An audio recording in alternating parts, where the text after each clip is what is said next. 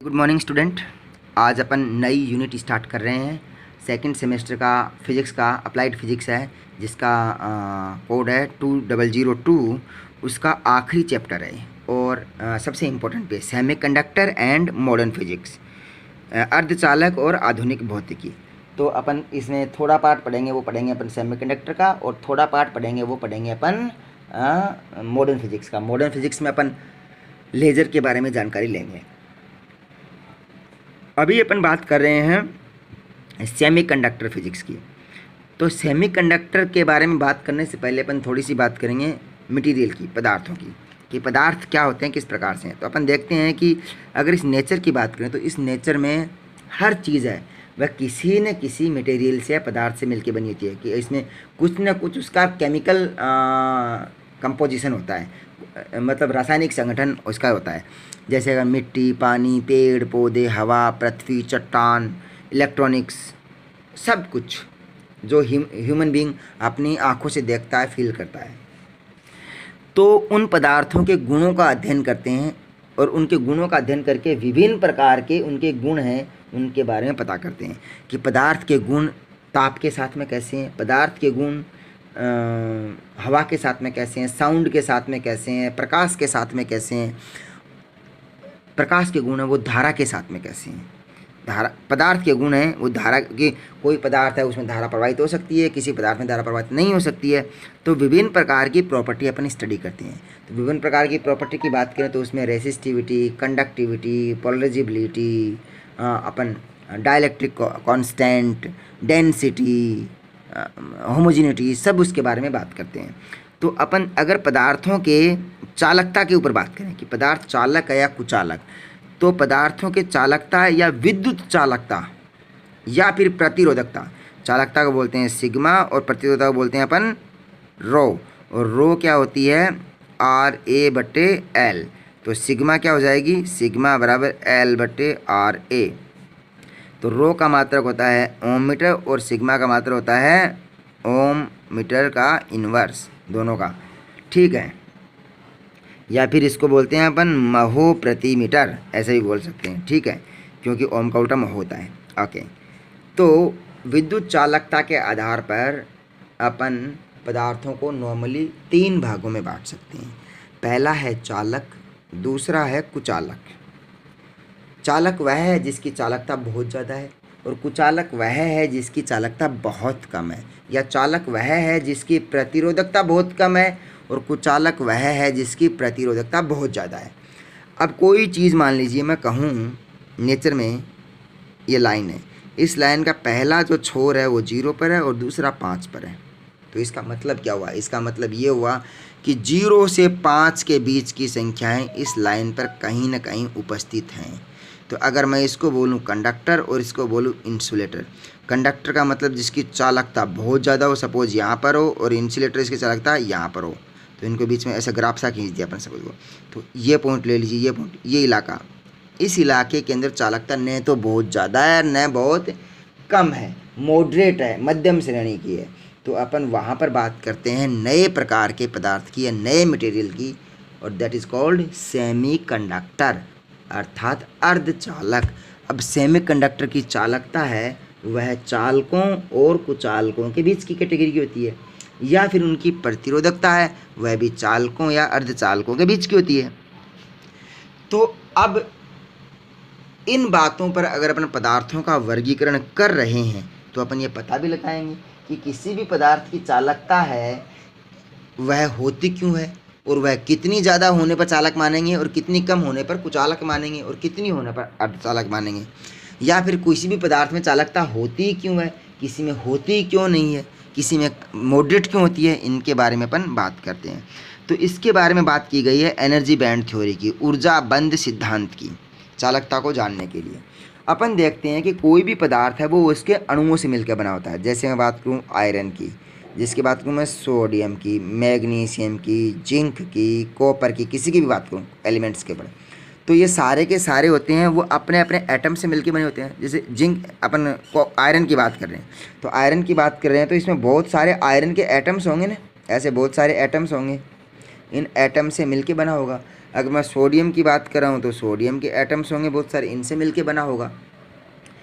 अब किसी भी चीज़ में चालकता होने के लिए ज़रूरी है कि उसमें चालकता में योगदान देने वाले इलेक्ट्रॉन उपस्थित हों, या ऐसे इलेक्ट्रॉन हों जो उस चालक में चालन कर सकें, उस कंडक्टर में कंडक्शन कर सकें।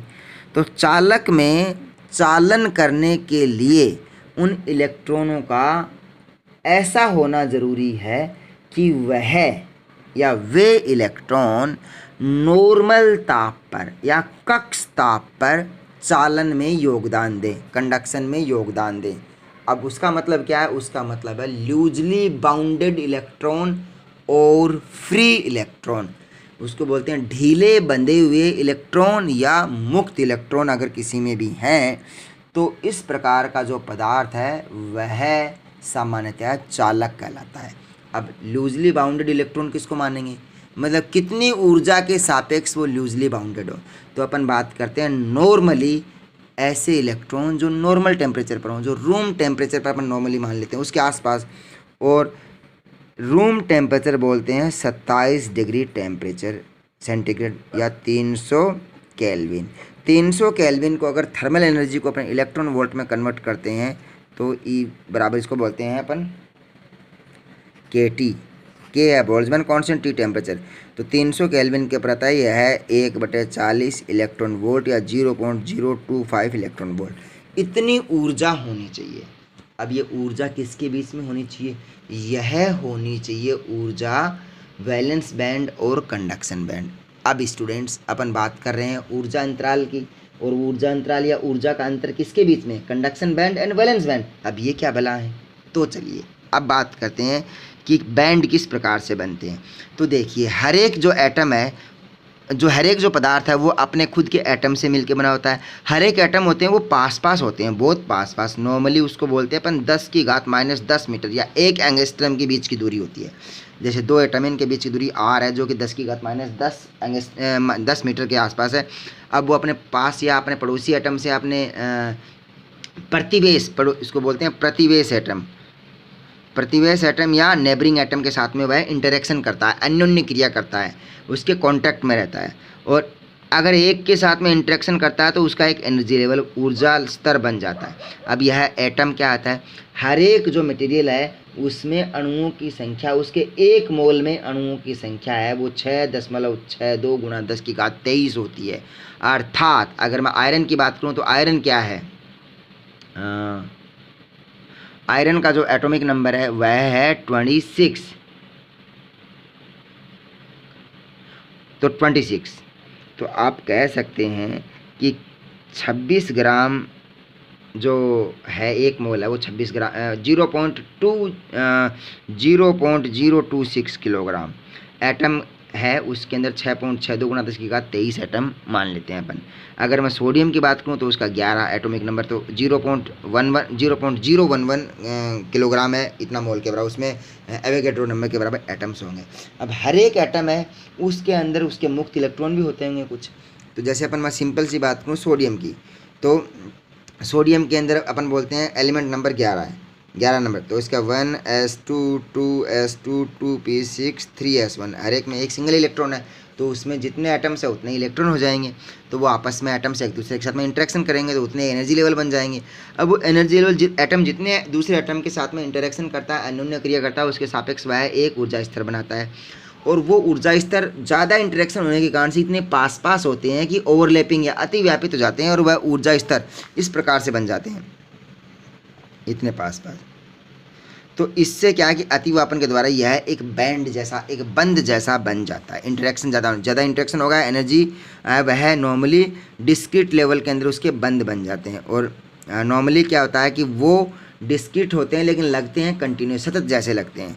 तो उसको देखा गया है कि ऊर्जा अंतराल और दूरी उनके बीच में ग्राफ खींचते हैं एनर्जी स्तर 2 के लिए, एटॉमिक नंबर 2 के लिए। तो इसका ग्राफ इस प्रकार से स्प्लिट हो जाते हैं, 3 के लिए तो वो स्प्लिट हो जाता है, या आगे ओवरलैपिंग करते रहते हैं। ये जो स्प्लिट है यह नॉर्मली उनके विभिन्न प्रकार के जो इफेक्ट होते हैं, मैग्नेटिक और इलेक्ट्रिक इफेक्ट होते हैं, उनके कारण से जीमान इफेक्ट होता है, या फिर उसको अपन स्टार्क इफेक्ट बोलते हैं, स्प्लिटिंग प्रॉपर्टी उसमें होती रहती है। इसको अपन मैग्नेटिक इफेक्ट के वजह से या इलेक्ट्रिक इफेक्ट की वजह से स्प्लिटिंग होती रहती है।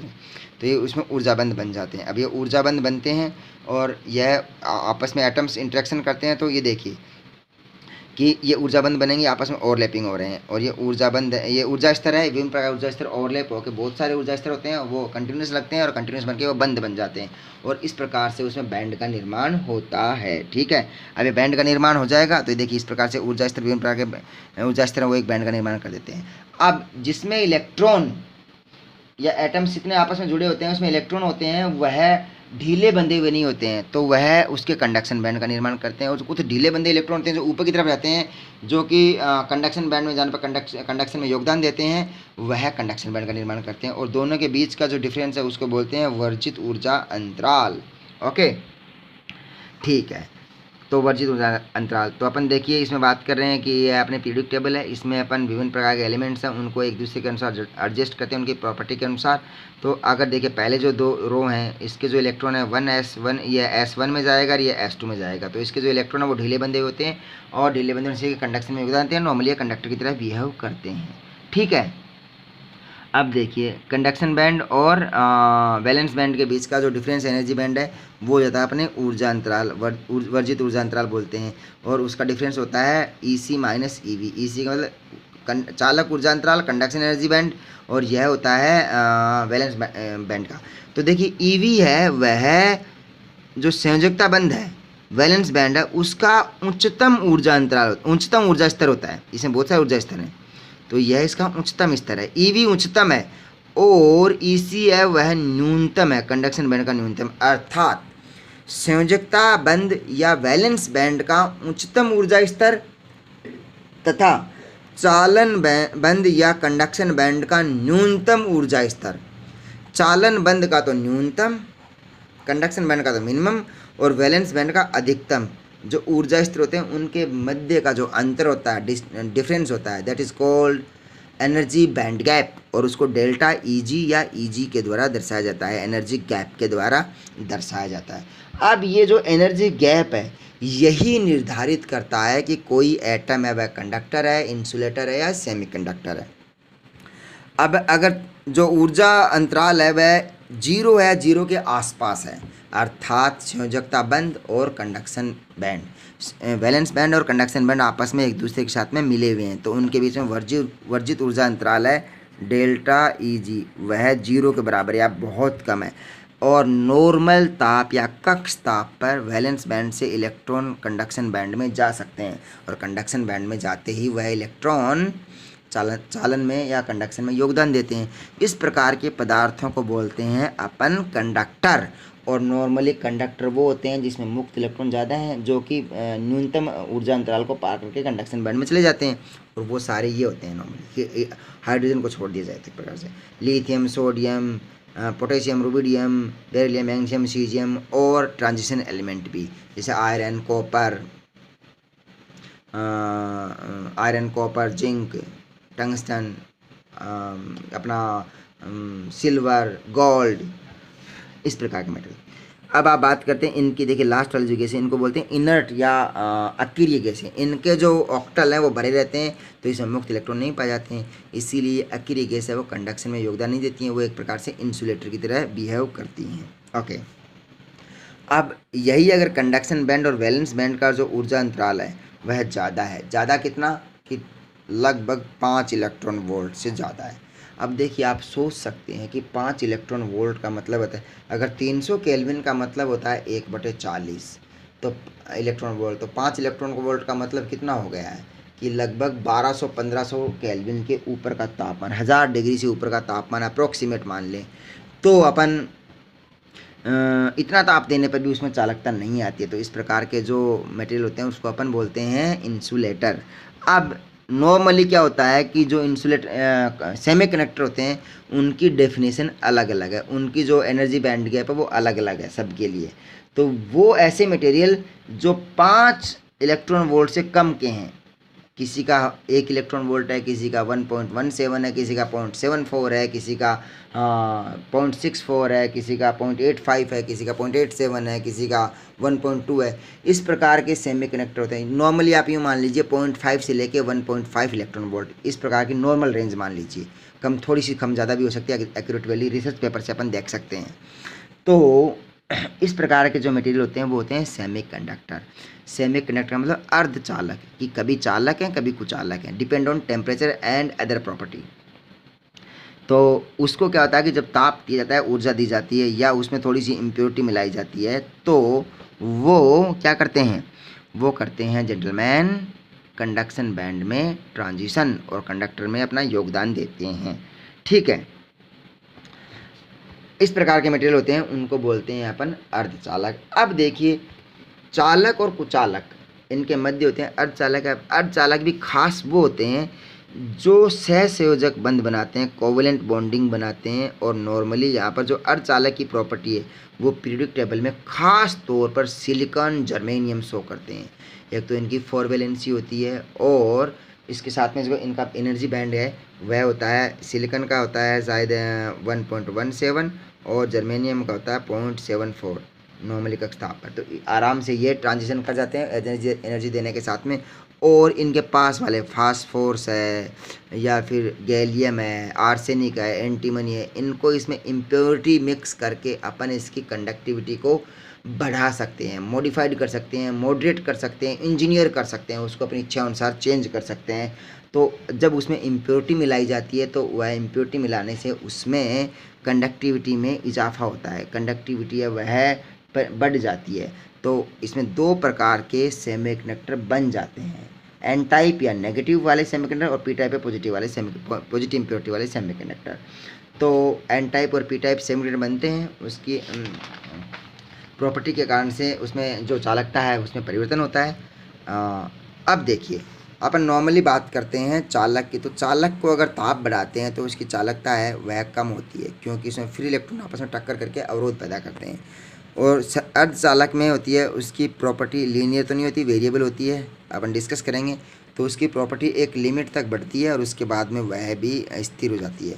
जो कुचालक होते हैं, कुचालक में नॉर्मली सामान्यतः ताप बढ़ाने पर चालकता में बहुत थोड़ा सा बहुत ही नगण्य लेवल का अंतर आता है कंडक्शन में, और उसके बाद में उसकी चालकता ज़्यादा नहीं बढ़ पाती है। अब सिलिकॉन है, उसकी 4 वैलेंसी होती है, जर्मेनियम की, गैलियम जर्मेनियम की 4 वैलेंसी होती है। अब इसको 4 वैलेंसी होती है तो इसमें 4 अनपेड इलेक्ट्रॉन होते हैं, तो अलग 4 एटम के साथ में सिलिकॉन एटम से इंटरेक्शन करते हैं, इसका जो ऑक्टल एस्टर का पूर्ण करते हैं, और इसमें सहसंयोजक बंध या